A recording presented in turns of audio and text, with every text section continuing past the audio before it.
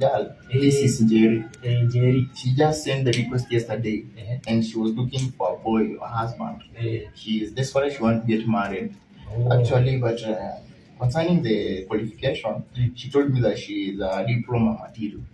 She has a diploma in pharmaceuticals. Oh, diploma. Yeah, and you can see she is just a chocolate. So I want the one with degree. You can search with degree. Actually, for now we don't have the one for degree, but I would advise you to take engineering.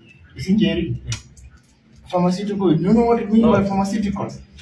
You will never get sick. You never get sick. I want the degree. You know, degree is the best. But you know, degree and diploma is just like chupa and you name. No, mimi nilikuwa nataka mwenye ako na degree bwana. Unisaachie mwenye ako na degree. Kwa wenye umetuma request sahi hatuna degree. But mimi naweza kwa advice, unajua bibi ni bibi. Na huyu Carolina, huyu tumenye tunasema nikielewa diploma, huyu ni dawa tu kwa nyumba. No, lakini unajua nilikuwa nataka degree, my what I wanted. But you know, degree in marriage, it doesn't matter. What matters is what you are enjoying at the moment. Lakini nitafanya sasa kama hakuna degree, fanya tu niweke hiyo 500, mimi nifanye kurudi, nitakuja tu degree. Okay, so you say which 500?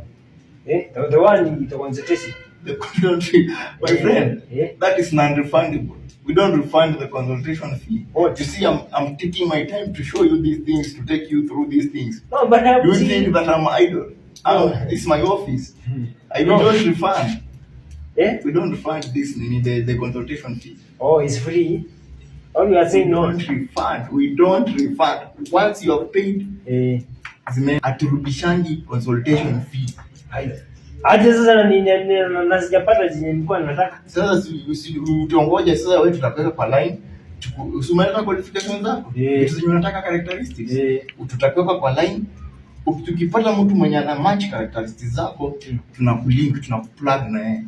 But sasa wewe ukuje useme tukurefund pesa, we don't do that. Hapana mzee, bishia 500 yangu mimi. Sasa itabidi sasa wewe umejipanga. Mimi ndio naambiwa mzee. Mimi ndio naambiwa. Mimi napenda ni serve customer tuna make wewe. Sasa contract. Nakuja hapa saa hizi. Mzee. Hiyo pesa lazima unanirudishia mzee. Wewe. Hiyo pesa unanirudishia. Don't refund the ones you have paid. Kilichoenda kwa mganga akirudi. A few moments later. Unafikiri nafikiria siwezi nikanyii mzee. Aya. She's pregnant. You pregnant? Yeah. I told you. You are good. I am a legit. Man, your business is good. Is better.